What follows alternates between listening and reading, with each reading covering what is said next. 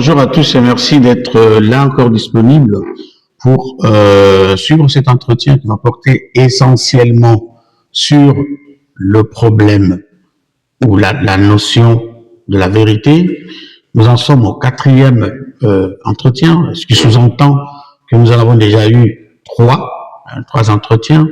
Et pour rappel, dans la présentation que nous avons faite pour lancer cette série d'entretiens, il a été question d'indiquer qu'il s'agissait des entretiens qui vont expliquer notre travail, notre thèse doctorale, et travailler, se préparer, soutenu avec l'Université française de Paris-Sorbonne, sous la direction de Sandra Logier, que je remercie, je ne cesserai de remercier parce que c'est elle qui m'a initié à la pensée de Wittgenstein, et donc est présenté devant un jury à Paris-Sorbonne.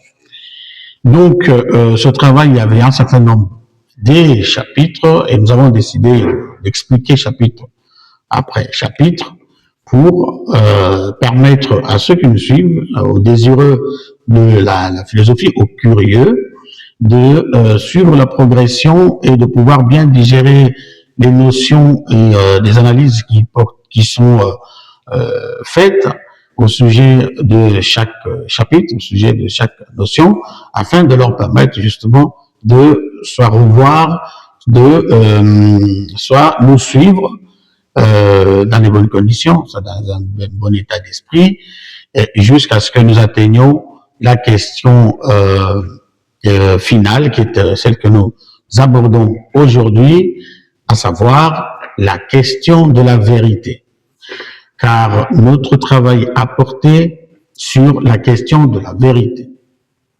Voilà, le thème s'intitule comme suite: le mythe de la vérité. Voilà la copie, donc le manuscrit d'une thèse qui certainement fera l'objet d'un livre, donc dans pas longtemps. Voilà.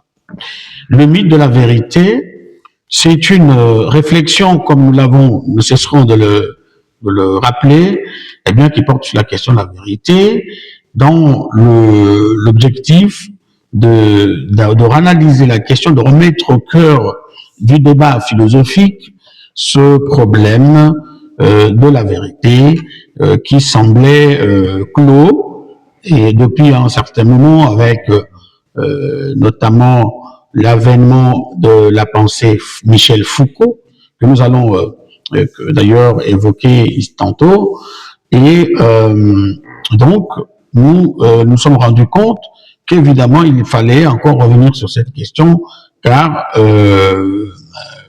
des questions se posaient encore sur la question de la vérité, une façon de dire que la recherche ne s'arrête pas là où s'arrêtent des hypothèses, la recherche continue, et en tant que nouveau logicien, et après avoir suivi une formation assidue avec l'Université Paris-Sorbonne, une formation de philosophie, et après avoir été dirigé par Sandra Logier, et bien il nous a semblé intéressant de consacrer nos recherches à l'analyse de la question de la vérité, et en partant justement de la perspective de Ludwig Wittgenstein, qui est un philosophe logicien qui a publié quelques ouvrages, mais des ouvrages d'une importance capitale dans le domaine, à savoir le Tractatus Logico-Philosophicus, les recherches philosophiques, les investigations ou les recherches philosophiques, et de la certitude, même si à côté vous avez le cahier bleu, cahier jaune, qui sont des carnets, et même vous avez des interventions de l'auteur sur certains thèmes, notamment en ce qui concerne la morale, l'éthique, et en ce qui concerne d'autres questions. Mais en tout cas, en termes d'ouvrages majeurs ou en termes de références majeures, vous avez plutôt le Tractatus, les investigations ou de recherche philosophique, et vous avez de la certitude. Voilà. Donc, nous avons déjà parcouru donc nous avons déjà parcouru plutôt 3 chapitres, dont le premier a été consacré à la question du monde, le deuxième à la question du langage, le troisième à la question de la pensée. Et là, nous voilà à aborder la question de la vérité. Maintenant, avant d'entrer dans le vif du sujet concernant la question de la vérité, il nous semble intéressant de revenir un petit peu, plus rapidement, pour faire un rappel sur ce qui a été dit, sur l'essentiel de ce que nous avons déjà dit au sujet à la fois de la vérité, du langage, de la pensée, une manière de nous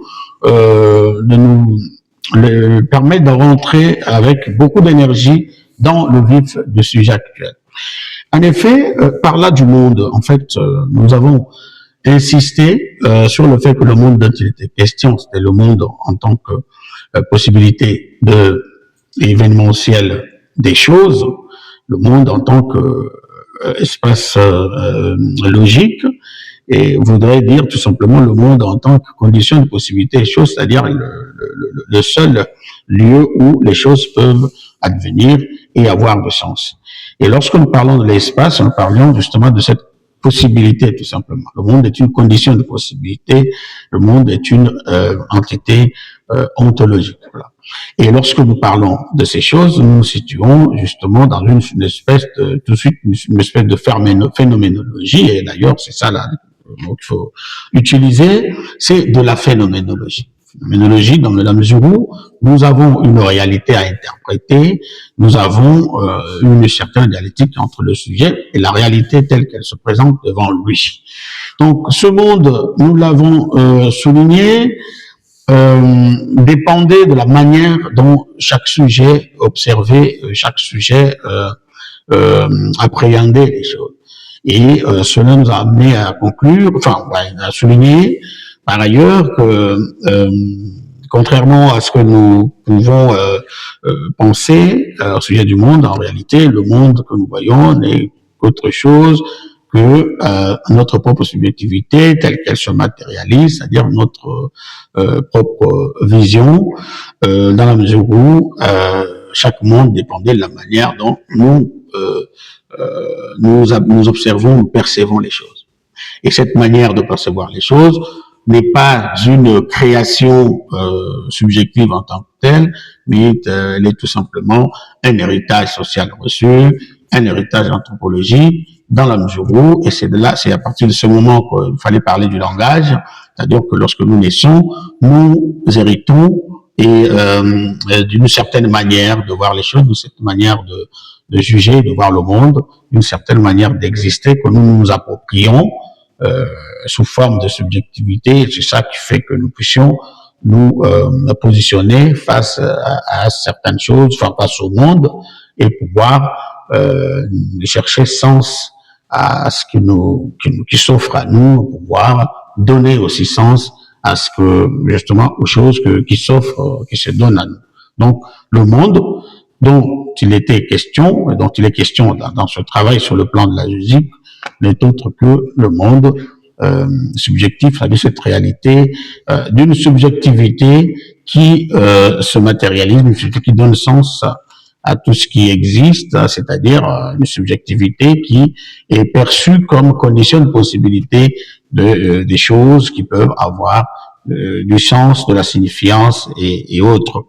Et donc, nous avons insisté aussi sur le fait que le monde dont il est question ne peut être accessible et compréhensible qu'à travers le langage, d'où la nécessité de comprendre le mécanisme de la langage en tant que tel, qui est le mécanisme de description, et cette descriptivité, eh bien, elle suppose un certain nombre de conditions que Wittgenstein à poser pour qu'elle soit la plus parfaite, la plus claire possible. Alors, nous allons parler de faire le distinguo entre les propositions qui sont censées et celles qui ne le sont pas, et pour éviter de tomber dans une forme de discours qui n'aurait aucun sens, sachant que chez Wittgenstein, mais sur le plan de la logique, pour tout logicien moderne, tout langage qui ne renvoyait pas à la réalité telle que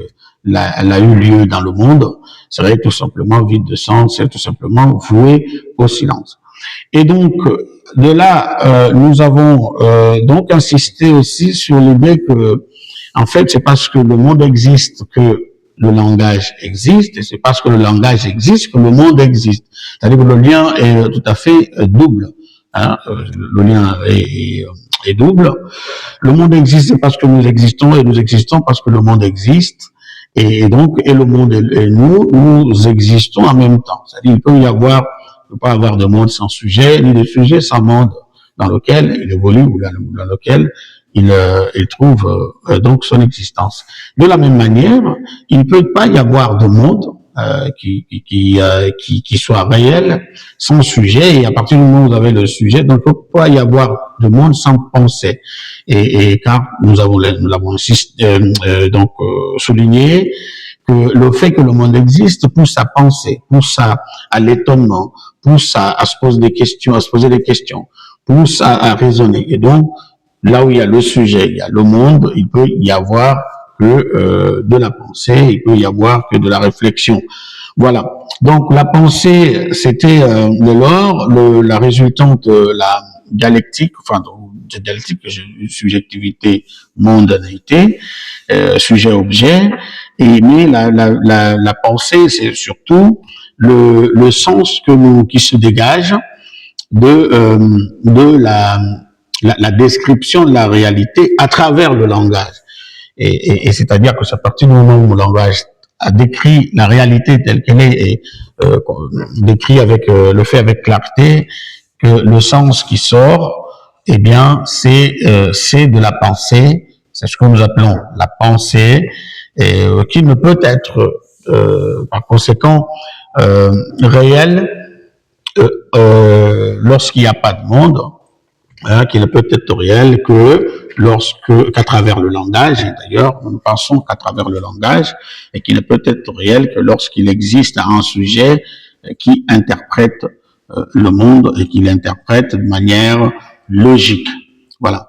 Et parce qu'il y a la pensée, et parce qu'il y a le sujet toujours en dialectique, toujours en rapport avec le monde qui l'entoure, qui est déjà son propre monde, parce que le sujet est un monde en tant que tel, et donc cela ne peut que renvoyer à la question de la vérité, parce que justement en décrivant, parce que le monde est décrit, parce que le langage le décrit, parce que les mots et les choses, enfin les mots et les propositions ont un sens, ont une signifiance, et bien justement, à partir de ce moment-là, la question de la vérité se pose, dans ce sens où il devient nécessaire de savoir si ce que nous disons est vrai ou pas. Donc, il faudrait maintenant savoir, sur le plan de la logique, lorsque nous disons que telle proposition est vraie ou telle proposition, cette situation est vraie, qu'est-ce qu'il en est en réalité, quel est le mécanisme que nous mettons en place. Évidemment, il y a la description de la réalité à travers le langage, il y a tout ce que nous venons de dire, il y a de la pensée, mais maintenant, le mot, la notion de la vérité, quel est son mécanisme, quelle est sa forme, de quelle manière nous l'utilisons, et c'est, en tout cas, c'est la question à laquelle nous allons tenter de répondre dans l'entretien qui a déjà commencé, et bien, tout en nous basant justement, on va se baser sur le chapitre 4 de notre travail. Et d'ailleurs, on va se baser sur tout le travail, mais plus spécialement dans le 4e chapitre où il est question de la vérité comme structure socio-anthropologique. Et par socio-anthropologique et socio-épistémique, justement, vous voyez que la réalité et la vérité est d'abord une notion qui a un lien à la société et à la anthropologique, ça veut dire qu'il y a un lien avec la vie de l'homme en tant que tel. Donc, il ne peut y avoir de vérité que là où il y a des sujets qui pensent, qui décrivent la réalité, que là où il y a des communautés linguistiques, que là où il existe de la vie humaine, tout simplement. Mais maintenant, nous allons d'abord introduire la notion d'une manière générale, parce qu'il est nécessaire de le faire, et cela nous permettra de bien rentrer dans le vif. C'est évoquer quand même Étienne Balibar, qui est professeur de philosophie à Paris 8 ou Paris 13 aussi, et qui a publié concernant la question de la vérité un ouvrage intitulé Les lieux et noms de la vérité. Donc le titre déjà dit quelque chose, c'est-à-dire les lieux, donc pour l'auteur, il existe des lieux, il existe des noms de la vérité. Alors, en termes de lieux, il faut noter que l'auteur voit la vérité dans tous les domaines, dans toutes les activités humaines, bien évidemment. Cependant, ce dernier met en valeur quand même le langage. Ça, c'est en premier lieu. Le langage est par excellence le lieu de la vérité. Donc, il ne peut y avoir de vérité que à travers le langage, à travers le discours. Nous le verrons aussi avec Michel Foucault. Voilà, dans cet entretien qui sera un peu long, mais voilà, mais très intéressant en ce qui concerne le problème, justement, l'analyse du problème de la vérité. Donc, le langage est par excellence le lieu de la vérité. Pourquoi? Parce que le discours est entendu comme le lieu de la description de la réalité, de la description, tout ce que nous venons de dire, des choses telles qu'elles sont. Donc, le discours est le lieu de la vérité. Et parce que le discours est le lieu de la vérité, le langage est le lieu de la vérité, tous les domaines, et nous l'avons d'ailleurs déjà rappelé ici à maintes reprises, dans l'entretien, qu'il n'y a pas une seule sphère de la vie de l'homme où il n'y a pas de langage. Il s'agit de langage parlé, verbal, il s'agit de langage gestuel, il s'agit du langage, tout ce qu'on veut, des signes, tout ça, il s'agit du langage. Et lorsque nous parlons de langage, nous parlons du langage en général, de tout moyen dont dispose l'homme pour s'exprimer et comprendre la réalité. Parce que le langage sert à ces deux choses, à savoir l'expression de son idée, de son moi, l'extériorisation de ce qu'on est, mais aussi la compréhension de la réalité, la compréhension d'autres choses, de ce que pensent les autres. Le langage nous permet ces deux exercices, en fait. Et donc, vous en avez partout. Et parce que le discours est le lieu par excellence de la vérité, ça fait que l'idéologie, lorsque le discours se montre par excellence être le lieu de la vérité, eh bien, ce discours devient idéologique, parce qu'un discours peut aller jusqu'à naître une idéologie. Et lorsque le discours devient une idéologie, eh bien, la vérité, parfois, se transforme en un être, devient parfois un être. C'est le cas où vous voyez que la personne qui tient le discours a tendance à se présenter lui-même comme étant la vérité. Je suis la vérité. Donc, vous quittez de « je vous dis la vérité » à « je suis la vérité ». Donc, vous tendez vers l'assimilation du sujet disant et tenant son discours à la vérité en tant que telle. Le christianisme en a fait d'ailleurs sa spécificité, et c'est ce que Étienne Baliba souligne, c'est que le discours, lorsqu'il est idéologique, voilà jusqu'où il peut aller. Par idéologie, avec l'auteur, nous ne sommes pas forcément dans le jugement de valeur, pour dire que toute idée, enfin, que l'idéologie est bonne ou mauvaise. Parce qu'on verra, bien sûr, ça plus tard. Toute idéologie reste idéologie, qu'elle soit bonne ou mauvaise. L'idéologie veut dire tout simplement un système de pensée, dans un système de pensée qui se veut être l'incarnation, ou qui se veut avoir la détention, le monopole de la vérité. À partir du moment où le discours se veut être en tant que tel le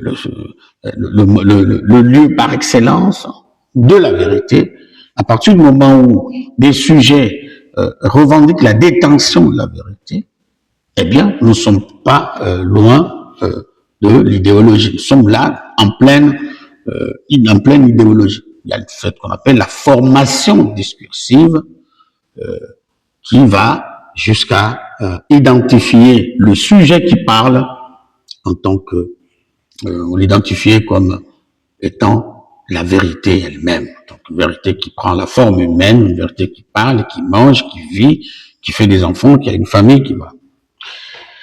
Et l'autre lieu de la vérité, toujours à travers le langage, c'est la politique. Le discours politique, c'est plein des idéologies.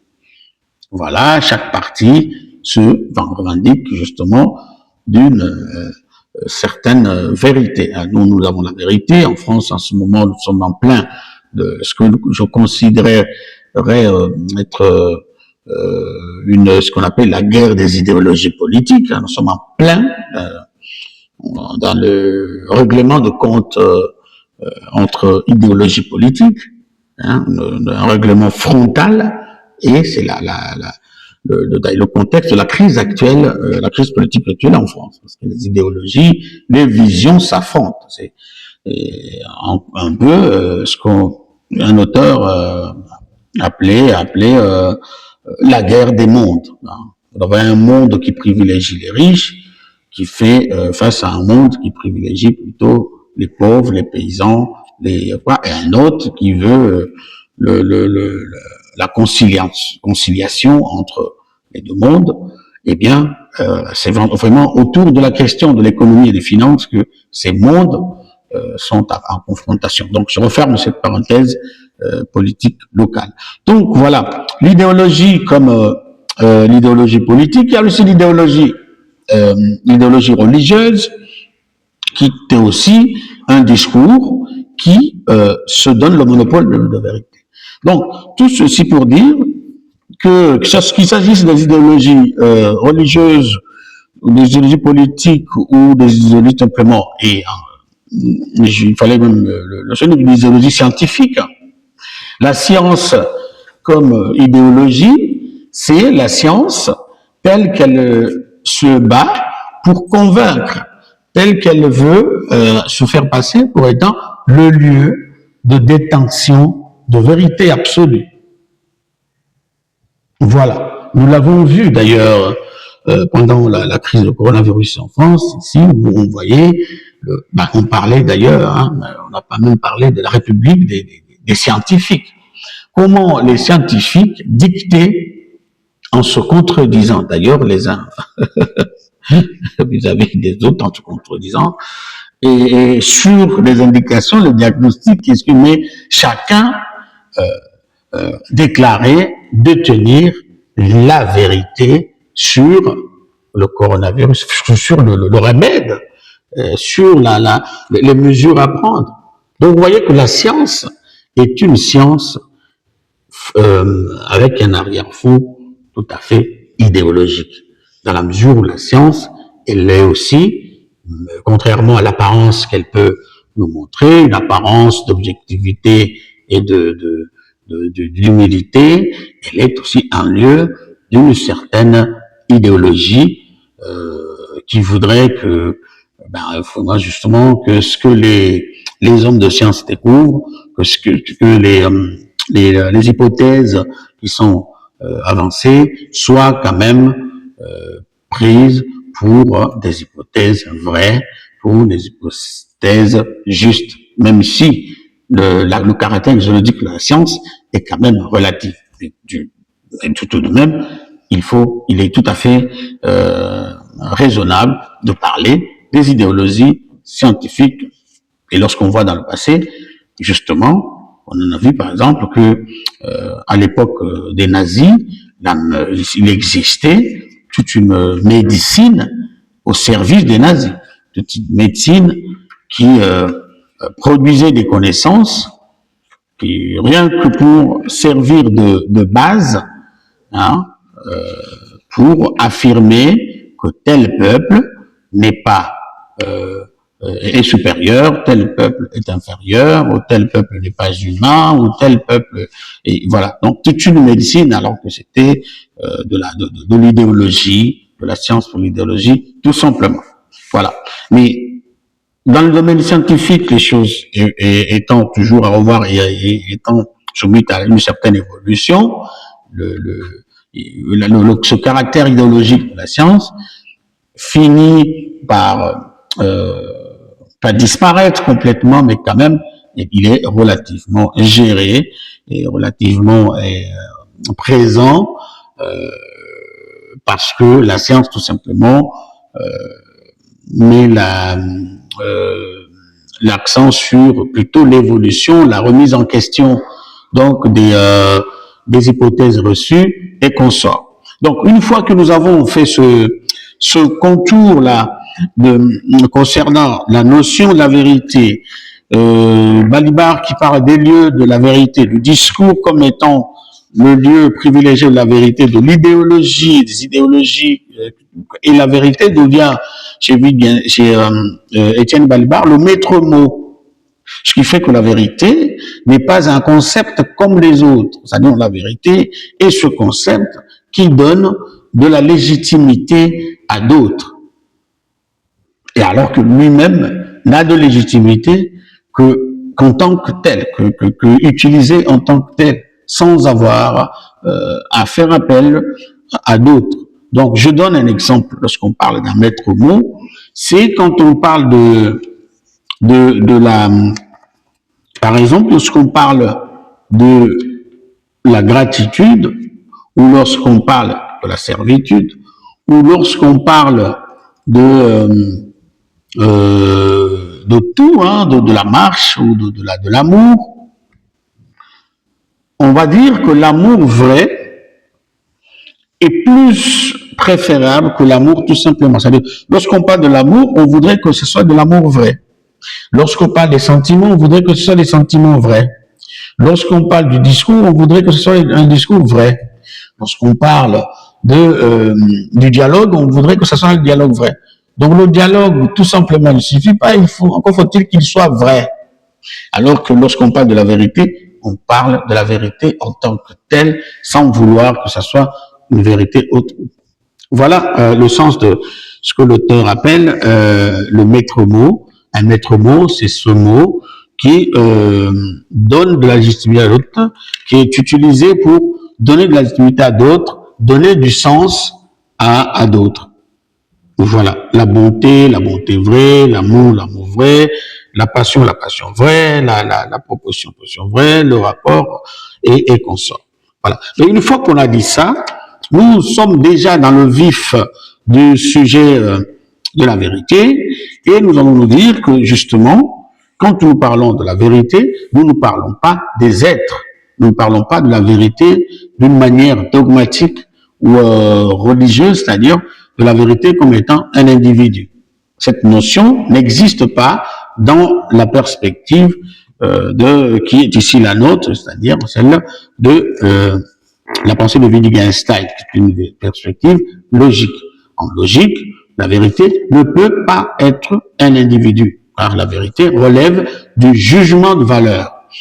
La vérité est un jugement de valeur. Et donc, c'est en tant que jugement de valeur que nous analysons la question de la vérité. Et évidemment, chacun peut se concevoir sa vérité, sa notion de la vérité. Mais ici, il n'est pas question de la vérité révélée, vérité incarnée. Non, il n'est pas question de tout ça lorsque, sur le plan purement philosophique et purement logique, nous parlons de la vérité. Donc, une clarté qui est tout à fait nécessaire. Donc, la vérité est, comme nous l'avons dit, une structure. La vérité est une structure socio-anthropologique. Alors, je parle de la vérité comme structure socio-anthropologique à la mesure où nous le verrons progressivement que mon jugement de valeur,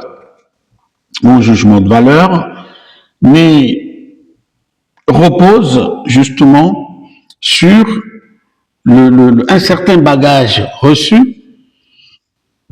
un certain héritage social, anthropologique reçu, à savoir ma culture, mon éducation, mon entourage, hein, côté biavoriste aussi, mon entourage, et c'est ça qui me prépare à juger la réalité et se dire si il y a là quelque chose qui est vrai ou pas. Donc c'est la société, c'est tout ça qui me tout mon entourage, mon histoire, qui me permet de le dire. Mais maintenant, ce qu'il faut noter chez Wittgenstein et dans ce travail, c'est que l'auteur nous invite à une conception non théorétique de la vérité. Donc, l'auteur Wittgenstein n'a pas théorisé. Il n'existe pas un ouvrage qui s'appelle une vérité, la définition de la vérité. Donc, l'auteur ne s'occupe pas de la définition de la vérité, mais plutôt de la manière dont nous faisons usage du concept. Voilà, c'est ce que il y a lieu de noter, c'est que nous nous occupons de la manière dont nous faisons usage du concept de vérité en tant que concept de langage parmi tant d'autres. Eh bien, lorsque nous disons que quelque chose ou une proposition est vraie, ceux qui nous ont suivis jusqu'ici vont se dire, ben tiens, c'est parce que, eh bien, cette proposition a d'abord respecté la condition ontologique, à savoir le fait que ces mots, le fait que sa structure puisse être en mesure de décrire une situation concrète. Et à partir de ce moment-là, cette proposition fait l'objet, produit de la signifiance qui nous permet de percevoir son sens. Alors, dans l'une des vidéos précédentes, j'avais promis de revenir sur cette différence qui, sur le plan de la logique, est tout à fait indispensable à mon avis. C'est la différence entre la signification et le sens. Parce que la question m'a été aussi posée lors de ma soutenance de thèse, justement, devant mes pairs, et on m'a posé la question de savoir s'il y avait une différence entre le sens et la signifiance. Eh bien oui, il existe une différence. Ou du moins, j'arrive à percevoir cette différence entre sens et signification. En fait, la signification d'une proposition est tout simplement l'idée ou la réalité qu'elle évoque en décrivant. Voilà la sens, plutôt la signification d'une proposition. La signification d'une proposition est ce à quoi la proposition renvoie. Mais le sens d'une proposition est tout simplement l'indication que je perçois à travers justement la signification de la proposition pour me dire si la proposition est vraie ou si elle ne l'est pas. Ce qui revient à dire que si la signification d'une proposition est une question de véracité de la proposition, c'est-à-dire c'est en fonction de ce que la proposition décrit que je connais la proposition, c'est une compréhension de la vérité, eh bien, si la signification relève du contenu de la proposition en tant que telle, c'est à quoi elle renvoie, le sens ne relève pas du contenu de la proposition. Le sens relève du jugement de valeur qui découle de ce contenu, du sens de la signification.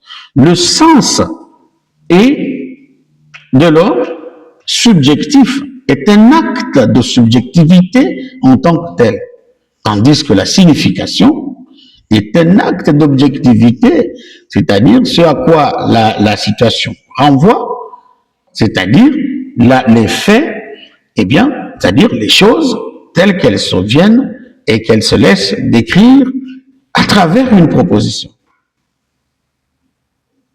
Donc, à un certain moment, nous devons faire la différence entre le sens et la signification au sujet d'une proposition.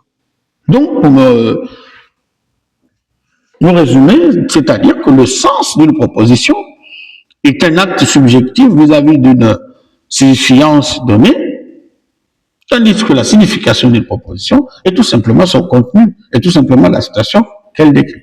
Je donne un exemple. Il pleut aujourd'hui. La proposition il pleut maintenant, je dis il pleut maintenant, a comme sens, a comme signification la pluie qui tombe. Donc le fait qu'en réalité, il y a de la pluie qui tombe au moment où je parle, parce que c'est maintenant. Sa signification est factuelle. Mais son sens, le sens de cette proposition, est de dire si factuellement la signification est là, donc la proposition est vraie. Si factuellement, quand je dis il pleut maintenant à Paris, alors qu'il y a du soleil à Paris qui ne pleut pas, la signification de cette proposition existe, cette proposition signifie quelque chose. Mais cette proposition n'est tout simplement pas vraie. Elle a un sens, mais son sens n'est pas n'est pas vrai. Et c'est là qu'il faut évoquer l'idée de la bipolarité du sens d'une proposition. Donc, du point de vue sens, il existe une certaine bipolarité, vrai, faux, vérité, mensonge, et voilà. Tandis que la signification n'est pas question de jugement de valeur, mais est question tout simplement de description d'une situation,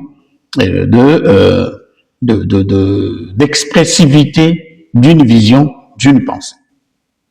Nous dirons donc que, tandis que la signification relève de la situation ontologique, la signification répond à la question ontologique, le sens répond à la question tout simplement logique. Voilà. Maintenant, donc ce qui fait qu'une proposition fausse ou une proposition vraie, eh bien, quel que soit ce jugement, eh bien, ces propositions restent des propositions sensées. Une proposition vraie et tout de même une proposition sensée au même titre qu'une proposition fausse. Donc, c'est-à-dire, inversement, une proposition fausse est une proposition tout aussi sensée qu'une proposition vraie. Sauf que le sens d'une proposition, donc si le sens d'une proposition vraie est positif, c'est-à-dire positif, celui d'une proposition fausse ne l'est pas. Mais quant à la signification, les deux ont une signification. La signification n'a rien à voir avec la question vrai ou faux. C'est-à-dire que si je ne suis pas en mesure de voir le sens d'une proposition, eh bien je me contenterai de sa signification. D'où l'origine du mensonge. C'est-à-dire si si je ne vois pas, je suis dans un immeuble où j'entends pas la pluie qui tombe dehors, où je n'ai pas les moyens pour le vérifier, eh bien, je me contenterai de la signification de la proposition qui m'est faite, sans être en mesure de savoir réellement si celle-ci est vraie ou pas. Mais je comprendrai sa signification. D'où l'origine du mensonge. Le mensonge, justement, surfe sur cette incapacité à pouvoir aller jusqu'à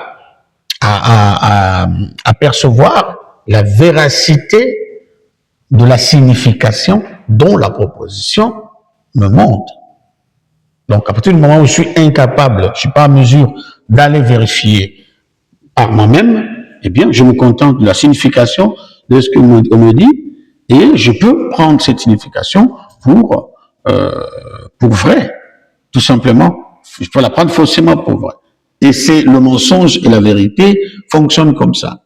De la même manière, une proposition peut être vraie, mais parce que je n'ai pas tout simplement les outils nécessaires. Et là, nous revenons à ce que nous avons dit tout au long des entretiens, c'est-à-dire que la manière dont nous faisons usage du langage est décisive dans la manière dont nous exerçons notre jugement de valeur vis-à-vis des choses, et tout de la même manière que la manière dont nous percevons le monde est décisive, bien dans la manière dont nous le comprenons, nous le saisissons. Donc tout est question de ma préparation, tout est question de mon histoire, tout est question de mes valeurs, tout est question tout simplement de l'héritage que j'ai, mon background, qui me permet de faire cet exercice. Et donc, je peux tout à fait ne pas être en mesure de percevoir la véracité d'une proposition, tout simplement parce que je ne suis pas en mesure j'ai pas les moyens, dispose pas des moyens nécessaires pour la décrire, pour la comprendre, pour la percevoir. Et donc, d'où d'ailleurs le sens du titre, de la vérité, de ce que nous parlons de la vérité comme étant une structure socio-anthropologique. Voilà. Donc, du coup, parce que la vérité relève du jugement de valeur et non pas des choses en tant que telles, c'est moi qui me dis que telle chose est vraie ou pas, mais la chose elle-même ne m'en dit rien du tout, si ce n'est que de se montrer, elle se montre, et la proposition qui décrit ne fait que me montrer et me décrire la réalité. Et c'est à moi qui me positionne face à cette réalité et qui me dit, ben tiens, il y a là de la véracité, il y a là de la fausseté, il y a là, avec tout le risque de me tromper, comme je le dis, si je ne suis pas en mesure, tout simplement, de comprendre les choses. Et la dernière fois, parlant de la pensée, nous avons chuté sur cette note, c'est-à-dire quand on disait que ce n'est pas parce que je ne comprends pas un discours, soit parce que je ne comprends pas certaines choses, que ces choses-là sont fausses ou n'ont pas de la valeur ou n'ont pas de sens. Parfois, c'est moi qui ne suis tout simplement pas bien outillé, bien préparé, bien initié à comprendre ce genre de choses, à les appréhender et à être en mesure d'exercer mon jugement de valeur. Donc, la vérité comme l'expression de jugement de valeur dépend donc de ça. Et dès lors, bien, il était nécessaire chez Wittgenstein de parler, justement, après avoir parlé de la vérité du monde, de la vérité du langage et de la vérité de la pensée, à bien de parler de la forme de vie en tant que telle. Donc, ma manière de percevoir et de déterminer si cette proposition est vraie ou pas dépend de ce que Wittgenstein appelle la forme de vie dans laquelle j'évolue. Nous évoluons dans des formes de vie qui sont comme des mondes communs et dans lesquels nous sommes comme préparés à l'acceptation ou pas de certaines propositions. Donc la vérité a plus de lien avec l'acceptation qu'avec la réalité en tant que telle. Donc la vérité n'est pas une question d'ontologie. La vérité est une question logique, une question de jugement de valeur. Eh bien, donc la forme de vie veut dire tout simplement le paysage socio-anthropologique, socio-linguistique, dans lequel j'existe, j'évolue avec des valeurs, avec une éducation, avec des voisins, avec une vision. Eh bien, c'est cette forme de vie-là qui me permet de dire, ben tiens, ça c'est vrai ou ça c'est pas vrai. Et la vérité, dans ce cas-là, n'est autre que l'acceptation, justement l'expression de mon acceptation, de mon accord, de mon adhésion ou pas, eh bien, vis-à-vis de certaines réalités, vis-à-vis de certaines choses. Et plus vous avez des formes de vie, c'est-à-dire plus vous êtes des formes de vie différentes, c'est-à-dire par forme de vie déjà, il faut voir la manière de faire usage du langage, qui implique déjà la manière de percevoir le monde, qui implique la manière de formuler et de comprendre les propositions et de les décrire. Eh bien, cette manière-là crée un écosystème dans lequel mon existence trouve sens, où j'agis en tant que sujet. Et qu'en dehors de cette forme de vie, en dehors de ce contexte, eh bien, je ne peux tout simplement rien comprendre si je ne sors pas de mon monde pour m'intégrer dans un nouveau monde, et dans ce monde-là, et pour pouvoir comprendre et être en mesure d'exercer mon jugement de valeur. Ce qui veut dire que à chaque forme de vie dépend un certain nombre de vérités, c'est-à-dire chaque forme de vie comme système de pensée ou comme mode de vie propre à une communauté linguistique donnée m'implique déjà un certain nombre de vérités ou des propositions que je prendrai de manière tout à fait automatique, je prendrai aisément pour vrai, sans aucune pour vrai, dès lors que j'ai affaire à celle-ci. Et inversement, toute proposition dont la formulation ne correspond pas avec la manière dont je pense, ou la manière dont nous existons dans une forme de vie donnée, eh bien, toutes ces propositions ne seront tout simplement pas acceptées comme étant des propositions vraies. Donc, la vérité comme jugement de valeur est liée est un acte subjectif, et en tant qu'acte subjectif, eh bien, cela relève justement de la manière dont je vois le monde, et bien qui peut être collective ou individuelle, et donc cela nécessite justement faire appel à mon histoire, mes valeurs, ma culture et consorts. Et cela nous amène à parler de la certitude, mais c'est-à-dire que lorsque je suis certain,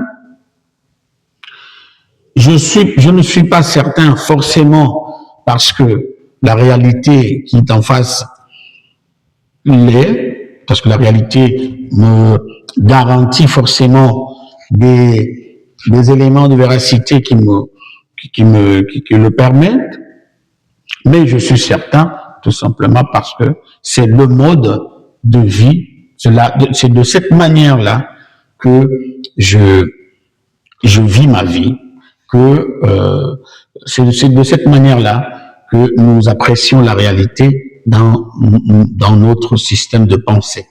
On est dans une forme de vie donnée. Donc, il y a forcément besoin, pour chaque forme de vie, de certaines certitudes, de la croyance et, a fortiori, de la vérité. De la vérité. Et donc, lorsque nous disons que c'est certain, ce qu'il faut entendre en tant que logicien, ce n'est pas parce que forcément la chose est vraie, mais je dis tout simplement que c'est admissible ce que, par rapport à ma forme de vie, c'est certain, c'est admissible.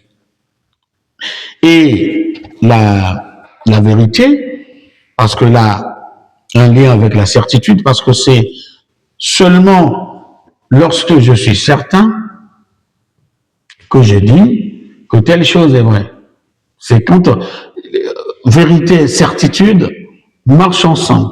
Je ne peux déclarer comme vrai que des propositions ou des réalités dont je suis certain qu'elles sont vraies. Dont je suis certain qu'elles sont vraies.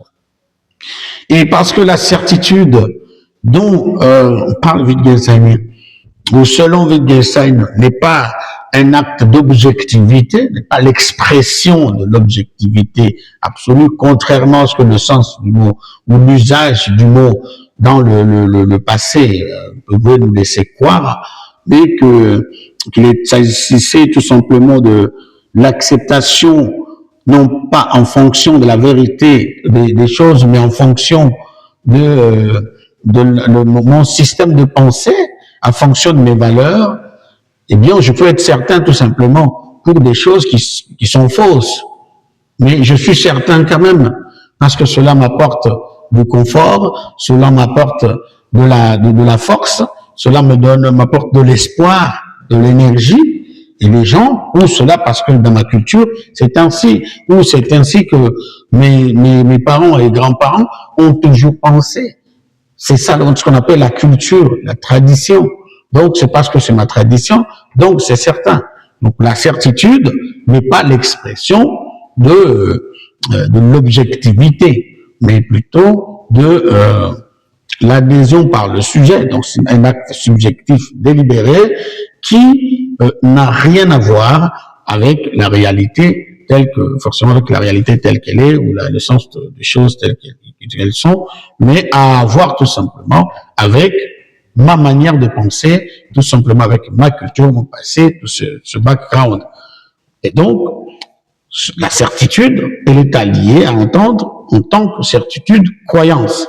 Donc, la croyance est tout simplement le fait que j'adhère à une vérité sans avoir des comptes à rendre, c'est-à-dire sans avoir à répondre à la question de savoir quels sont les éléments de véracité sur base desquels je crois. Ou la vérité, la croyance n'est tout simplement pas à juger de manière logique, c'est-à-dire poser la question de savoir si une croyance est vraie ou si une autre croyance est fausse, c'est déjà poser une fausse question. J'y crois parce que j'y crois. J'y crois parce que dans ma manière de vivre, dans mon existence, cela est important. J'y crois parce que cela a du sens dans ma culture, dans ma vie, dans mon système, dans ma pensée. Cela me met en cohérence avec ces choses-là. Je n'y crois pas forcément parce que j'ai la certitude que c'est vrai. Pas forcément. Et en même temps, quand tu le dis, j'y crois parce que j'ai la certitude que c'est vrai, eh bien, le mot certitude et le mot vérité, quand les utilise, je les évoque, je ne les évoque pas en tant que entité objective, je les évoque tout simplement en tant qu'expression d'une adhésion des choses en fonction de ma forme de vie, ma croyance, ma culture, ma tradition, en fait. La question de la croyance et de la certitude, et même de la vérité, ne relèvent pas de l'objectivité des choses. C'est ça le piège dans lequel même la science est tombée, c'est de croire que ces vérités relevaient purement de l'objectivité, y compris même dans une vérité qui serait purement scientifique. En réalité, toute vérité scientifique n'est pas non plus apodictique. C'est-à-dire que les vérités d'hier peuvent ne plus l'être aujourd'hui et vice-versa. Donc, c'est-à-dire qu'il y a tout, et là nous verrons Jacques Bouvresse, nous évoquons Jacques Bouvresse pour parler des connaissances sans vérité, des vérités sans connaissance, et avec l'intervention de Elisabeth Anscombe qui lui dit que, écoutez, franchement, aujourd'hui, on aurait du mal à expliquer que le combien tout ce qui est connu n'est pas vrai et tout ce qui n'est pas vrai n'est pas connu. C'est-à-dire, tout ce qui est connu n'est pas vrai, on aurait du mal à expliquer ça. Tout comme on aurait du mal à dire que tout ce qui n'est pas connu, n'est pas faux, peut-être vrai. Donc, ça c'est une question tout à fait importante. Mais avant d'y arriver, donc la vérité a quelque chose avec la croyance, quelle que soit la forme de la vérité a quelque chose avec la certitude comme certitude croyance. Et ce qui a à noter, la vérité a quelque chose avec la connaissance, parce que je ne peux considérer comme vrai que des choses dont je pense détenir la connaissance. Et la connaissance, dans ce sens-là, n'est pas une connaissance scientifique, mais dans le sens d'être de tout simplement d'être l'expression de la compatibilité avec ce que je vis, avec mon mode de vie. Chaque système de pensée produit ou admet un certain nombre de connaissances, un certain type de connaissances, un certain type de vérité, un certain type de croyance. Chaque système de pensée, qu'il s'agisse d'un système de pensée purement scientifique, laïque ou culturel, chaque système de pensée, chaque subjectivité, chaque forme de vie implique un certain nombre de vérités, un certain nombre de connaissances et de croyances qui lui sont compatibles et admissibles. Et c'est dans ce sens-là que nous disons que telle chose, en fonction de cela, que nous disons que telle chose est vraie et telle chose est faux. Voilà. Nous pouvons le dire, même si c'est pas la réalité n'est pas celle-là. Mais nous le disons parce que cela rentre en conformité avec ce que nous sommes, ce que nous vivons, ma culture. Cela pérennise notre système de pensée. Voilà. Maintenant, nous l'avons déjà évoqué, la vérité, le mensonge, justement. Une vérité vraie de manière définitive n'existe pas. Pourquoi? Parce que cela voudrait dire que notre perception des choses est définitive, notre capacité à comprendre la réalité, elle est figée. Alors que, en réalité, ce que nous voyons dans l'histoire, c'est que au fur et à mesure que l'histoire évolue et que les mœurs évoluent et que le monde change, la dynamique du monde change, celle de l'entendement du système de pensée aussi longtemps que ce mouvement s'effectue, eh bien, des vérités qui étaient vérités à une certaine époque disparaissent pour laisser place à d'autres qui viennent. Et chez Bachelard justement s'appelle cela passe par ce qu'il appelle des paradigmes. La science évolue en termes de paradigmes. Et la science, elle est toujours, déjà, une science paradigmatique. On ne peut pas enlever cette dimension à la science. Lui enlever cela, eh bien, donnerait à une science, une conception de la science qui serait tout simplement apodictique, dogmatique et qui ne serait plus scientifique en tant que telle. Ce qui fait de la science, c'est justement cette perpétuelle remise en question de ces vérités, donc des jugements de valeur qu'elle émet sur les choses, et cette vérité qui se base sur la prise de conscience de l'idée que eh bien les choses telles qu'elles apparaissent aujourd'hui dépendent de la manière dont nous les percevons, et la manière dont nous percevons la chose aujourd'hui peut évoluer avec le temps. Et ce qui veut dire que les choses telles que nous la percevons aujourd'hui peuvent ne plus l'être à un moment donné. Et Wittgenstein nous dit, par exemple, simplement que c'est pas parce que le soleil se lève qu'il se lèvera demain, et que parce que c'est pas parce que voilà, c'est pas parce que je me lève tous les jours que je me lèverai toujours demain. Et c'est pas parce que c'est justement cela. C'est-à-dire, c'est pas parce que je dis que telle chose est vraie aujourd'hui, dans un contexte donné, avec des enjeux sociaux, anthropologiques bien déterminés, que demain, dans un autre contexte et avec des enjeux anthropologiques autres, que je dirais la même chose. Peut-être que le monde évoluant, je verrai des choses différemment. C'est un peu comme ceux qui disent qu'on se lave pas dans une rivière deux fois. C'est-à-dire l'eau qui passe est passée. Donc la science est le domaine qui prend en compte plus cette dimension que d'autres domaines par rapport à la vérité. Donc la vérité liée à la subjectivité, la vérité liée à la croyance et la manière de voir les choses, eh bien devient une vérité tout simplement subjective, une vérité qui relève de jugement de valeur, une vérité discutable, une vérité diverse. Et justement, la diversité de la vérité, qui dit la diversité de l'humanité, dit tout simplement la vérité, la diversité de manière de percevoir le monde, de manière de faire usage du langage, de manière tout simplement de pratiquer le jugement de valeur. Et dans ce sens, chaque manière a ses vérités. Donc il ne peut pas y avoir de forme de vie, de peuple, de nation sans vérité.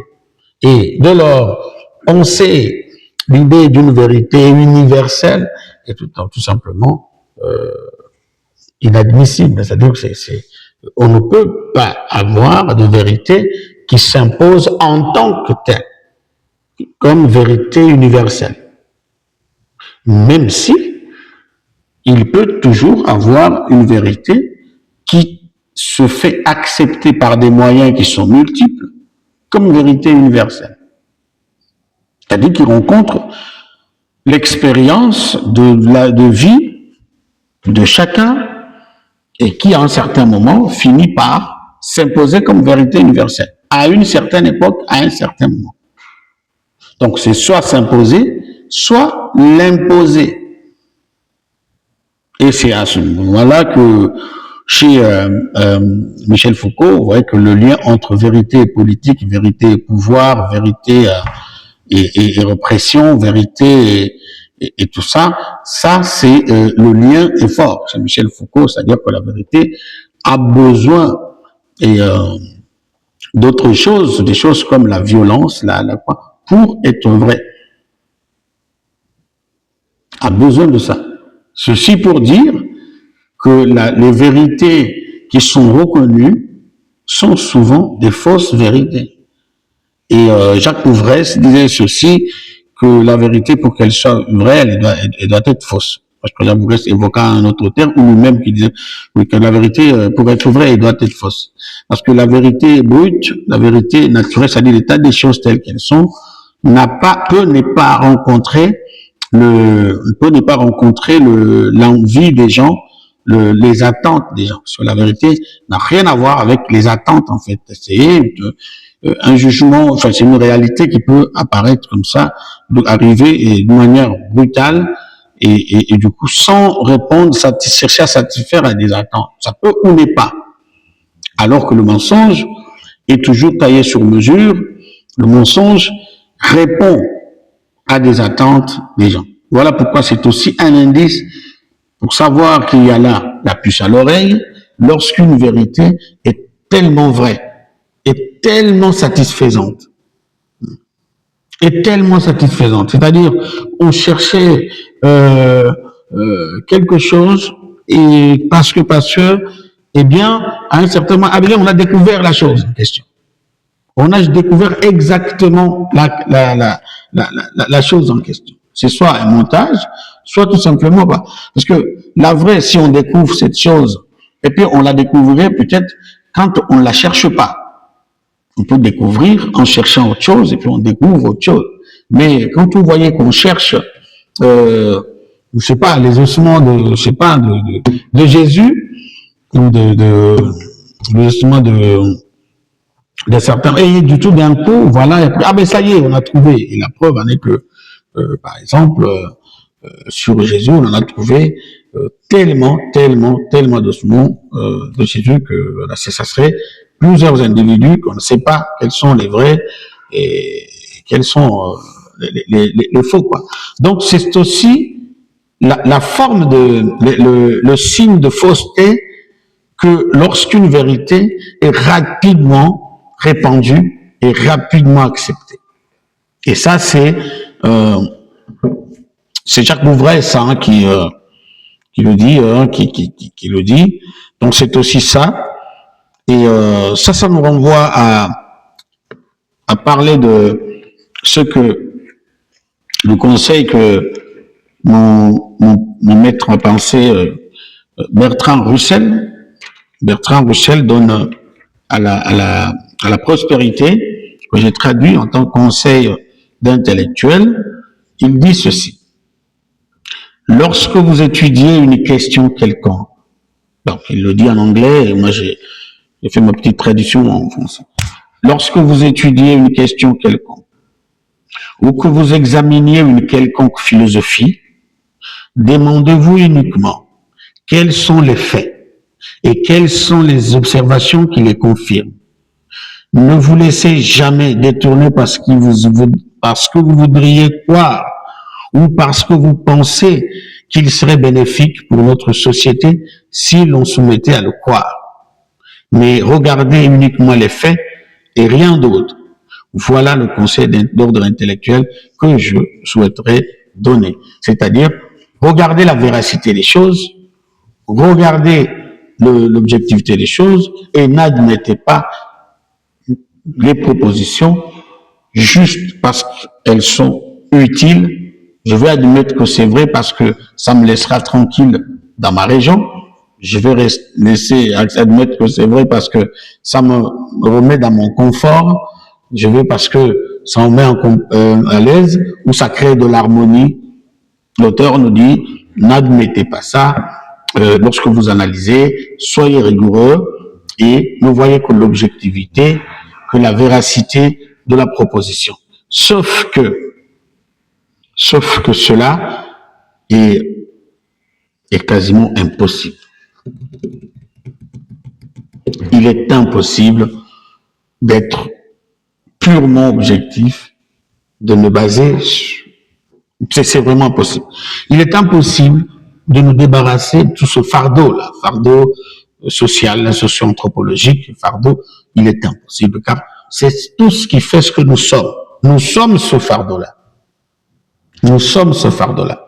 Donc, le conseil de Bertrand Russell, eh bien, est un bon conseil, nous alerte et nous éveille notre esprit, mais même en pensant que nous sommes objectifs, nous sommes encore loin de l'être, en fait. C'est ça la réalité. Nous sommes encore loin de l'être, mais le savoir, c'est déjà quelque chose, mais en réalité, une objectivité pure n'existe pas. Et d'ailleurs, c'est le sens de tout ce que nous venons de dire sur la vérité, c'est-à-dire que si ma manière de concevoir le monde se base sur et fonction de la manière dont je perçois, qui est un héritage social, comme la manière dont je fais usage du langage est l'héritage social que j'ai reçu, voilà, et bien, je ne peux que appliquer mon jugement de valeur en fonction de cet héritage-là. C'est-à-dire que c'est pas un moment de juger si la chose est vraie ou fausse, que je dois me débarrasser de tout ce fardeau pour être c'est-à-dire absolument objectif. Ça ne marche pas parce que toute vérité qui non plus n'a rien à voir avec ma subjectivité, mon histoire, ma culture, ma croyance ne passera pas tout simplement. Et la croyance, elle peut être une croyance religieuse, tout comme peut être une croyance scientifique, elle peut être une croyance nationale, à des valeurs, par exemple en France, l'égalité, la liberté, la laïcité, la souveraineté, et tout ça, la République, sont des valeurs qui sont des valeurs qui marquent les Français, que toute vérité qui va dans le sens de ces valeurs-là a plus de chances d'être répandue chez les Français qu'une autre vérité, que celle qui ne va pas dans ce sens-là. Donc, maintenant, cet effort, c'est Bertrand Williams, dans son livre Vérité et Véracité, Veracity and Truth, c'est-à-dire qu'il dit que oui, cet effort d'objectivité absolue est plus fourni par les sciences que par d'autres, que par la religion, que par la morale, que par d'autres. Pourquoi? Parce que la science est pour lui le seul domaine qui se pose la question de la véracité et des choses qu'il affirme. Et il y avait à ce sujet ce qu'il appelle la théorie de deux besoins, ou la théorie une espèce de théorie de deux besoins, ou alors la théorie de deux urgences. Il y a ce qu'on appelle l'urgence ou le besoin de vérité en chaque être humain. Il y a ces deux besoins-là qui s'affrontent. C'est le besoin de vérité et le besoin de véracité. C'est-à-dire, à première vue, on pourrait croire que la vérité, que la véracité était l'allié de la vérité, mais en réalité, c'est pas ça. En réalité, pour l'auteur, en fait, il y avait deux tensions fondamentales en nous, qui est la tension de la vérité et la tension de la véracité. Pour l'auteur, plus nous mettons en valeur ce besoin de vérité, eh bien plus nous admettons des propositions comme étant des propositions vraies, sans nous préoccuper de leur véracité nécessairement. C'est-à-dire plus nous tombons dans le piège que veut nous éviter Bertrand Russell, c'est-à-dire celui d'admettre les propositions tout simplement parce qu'elles nous mettent dans un certain confort, parce que elles représentent des valeurs, parce qu'elles nous font du bien, parce qu'elles nous mettent tranquilles, parce que je vais accepter qu'une proposition existe. Vaut mieux croire à une proposition que de ne pas croire, parce que si j'y crois, au moins j'ai le confort et je suis à l'aise, et si je n'y crois pas, je ne suis pas. Et ça, c'est l'argument que ceux qui croient avancent pour attaquer ceux qui ne croient pas. C'est-à-dire, vous ne croyez pas, vous êtes déstabilisé, vous n'êtes pas orienté. Donc, plus nous mettons en valeur l'exigence de vérité, c'est-à-dire plus nous aurons besoin des vérités existantes. Nous aurons besoin que certaines propositions soient reconnues comme étant vraies en tant que telles. Mais par contre, plus nous penchons vers la véracité, plus nous mettons au cœur du jugement de valeur la question de la véracité, la question de savoir si les choses sont vraies en réalité, eh bien, nous sommes avec Bertrand Russell, eh bien, plus aucune vérité ne tient debout. Plus nous sommes exigeants avec la question de la véracité des propositions qui nous présentent, des choses qui nous sont présentées, eh bien, moins nous aurons de vérité, et pour l'auteur, c'est même toutes les vérités qui disparaissent. Pour l'auteur, justement, pour montrer que, en fait, ce qui fait que les vérités existent n'est pas forcément la véracité des choses dont elles font l'objet, mais aussi, mais c'est tout simplement la compatibilité, la cohérence que ces propositions font l'objet vis-à-vis de notre système de pensée, vis-à-vis de notre subjectivité, vis-à-vis de notre manière. Donc, Bertrand Williams éclaircit ici Bertrand Russell, et Elisabeth Anscombe nous dit qu'il y a des vérités qui ne sont pas connues, et alors que des vérités qui sont connues ne le sont pas forcément. Donc, on peut croire une vérité pendant 1000 ans, c'est pas parce qu'une vérité est crue pendant longtemps qu'elle est forcément vraie, et c'est pas parce que une vérité n'est pas encore crue, ou une vérité est encore considérée comme mensonge, qu'elle n'est pas vraie. Tout est question de temps, tout est question de forme de vie, tout est question de contexte, question d'époque et des valeurs. Maintenant, Bertrand Russell, eh bien, parle de la vérité sans vérité, la connaissance sans vérité. Donc, nous pouvons avoir des connaissances que nous prenons pour vraies, mais en réalité, elles ne le sont pas. Et nous pouvons avoir des vérités sans connaissance, c'est-à-dire des vérités qui ne sont pas connues, qui attendent encore le jour venu, c'est-à-dire des vérités qui soit sont encore considérées comme des mensonges, ou soit sont encore tout simplement méconnues. Par exemple, le géocentrisme a été une vérité qui, pendant longtemps, a été répandue dans la société. Alors que l'héliocentrisme, dans le fait que c'est le soleil qui tourne, la Terre qui tourne autour du soleil, a été une vérité qui n'était pas connue, mais qui était vraie, mais qui dormait, qui était méconnue. Alors que le géocentrisme a été une vérité qui était connue. Donc, nous pouvons dire que le géocentrisme fut l'exemple d'une connaissance sans vérité. Une connaissance sans vérité, une connaissance fausse. Alors que l'héliocentrisme, jusqu'à nos jours, demeure une vérité, une connaissance qui, à l'époque, était une vérité non connue. Voilà. Donc, ce que Bertrand Russell rajoute, donc l'invitation est de chercher le juste milieu pour justement satisfaire de manière équitable, de manière normale, satisfaisante quand même, à ces deux tendances, à ces deux tensions à nous lors de chaque jugement moral. C'est-à-dire que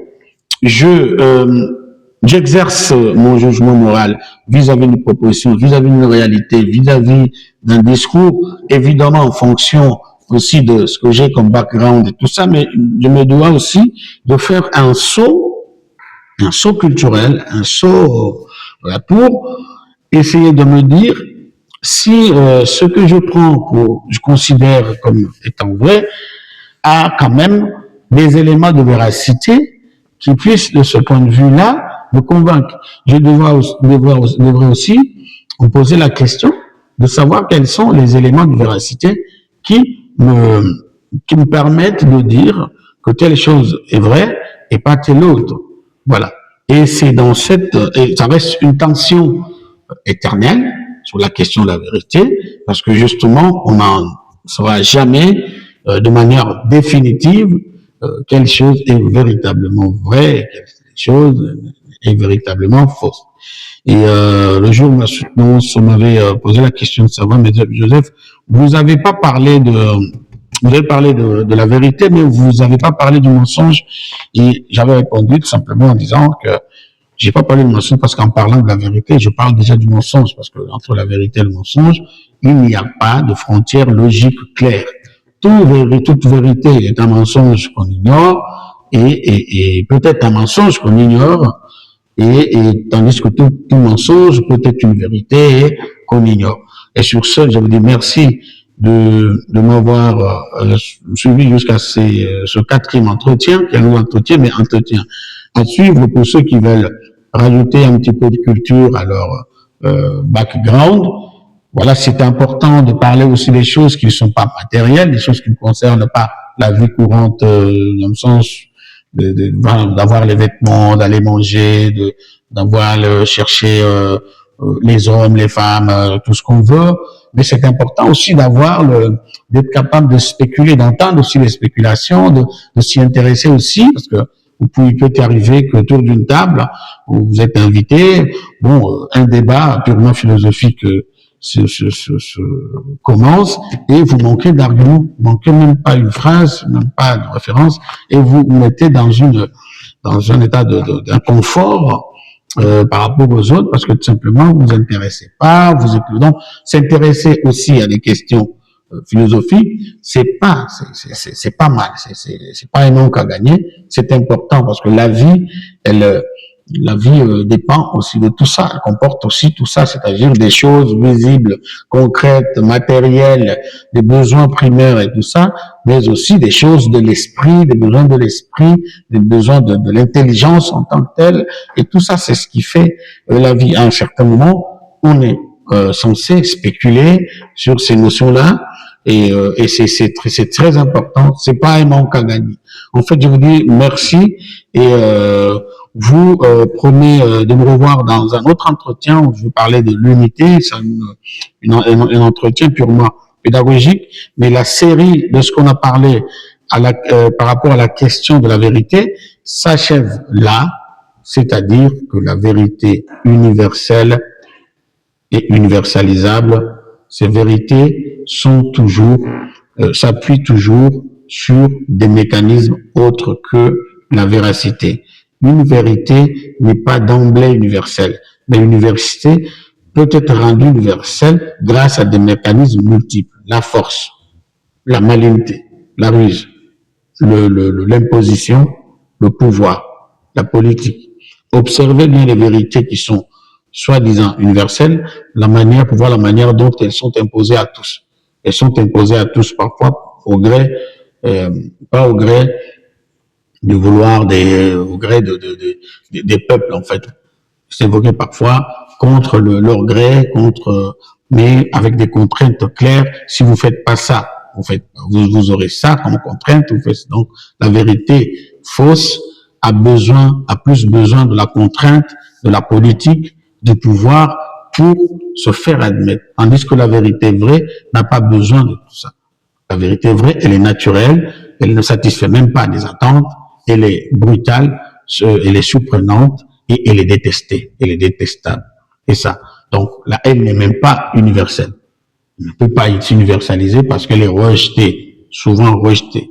Toutes ces vérités qui vont vite et qui ont l'adhésion de tous vite et de manière unanime, méfiez-vous, c'est là le signe qu'il n'y a pas là de vérité, qu'il y a du montage, de la propagande, de l'idéologie, tout simplement, qui veut embarquer tout le monde dans le même bateau afin de pouvoir manipuler, dominer.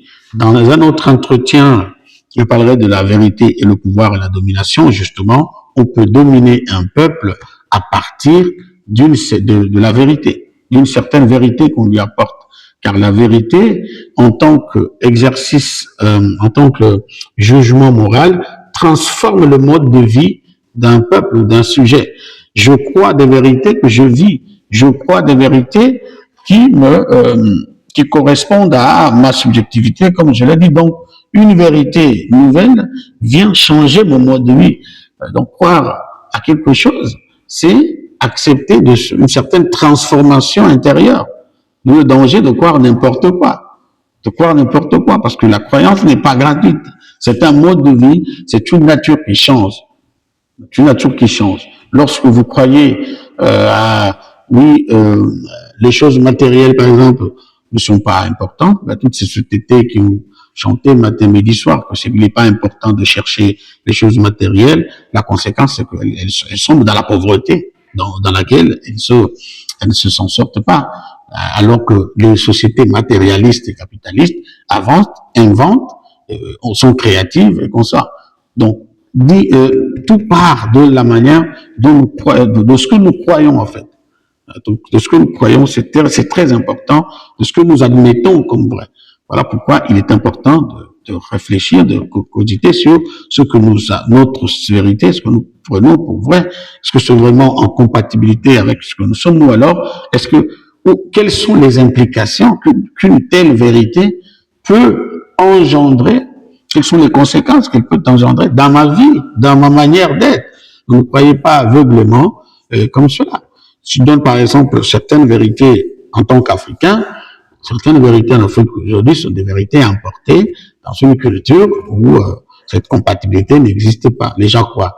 Mais aujourd'hui, on a affaire à une société tout à fait dénaturée, déboussolée, et corruption, désamour, des manques de patriotisme et tout ça, parce que quand les gens vous tiennent le discours, des vérités qu'elles prennent comme référence, qu'elles prennent comme référence de vérité, n'a rien à voir avec leurs mœurs, n'a rien à voir avec leur propre vision. C'est des vérités par procuration et c'est dangereux.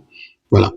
Une vérité doit être en cohérence avec son mode de vie et elle doit transformer son être, sa manière de voir le monde et sa manière d'exister au monde, vis-à-vis donc du monde, mais aussi vis-à-vis des autres.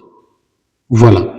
Donc, je vous dis merci et de m'avoir écouté et entendu jusqu'ici. C'était un long entretien, mais entretien très important. En fait, c'est ceux qui nous ont suivis jusqu'au début, c'est en fait un cours, c'est des chapitres. Vous suivez tout au long et vous arrivez à la fin, vous avez la conclusion et vous retenez quelque chose. Vous ne suivez pas seulement une partie.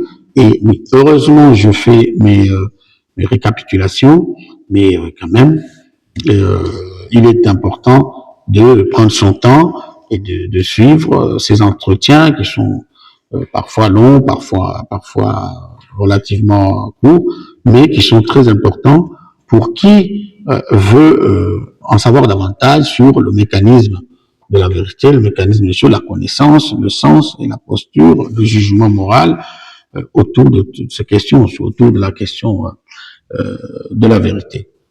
Je vous dis et vous remercie de votre aimable attention.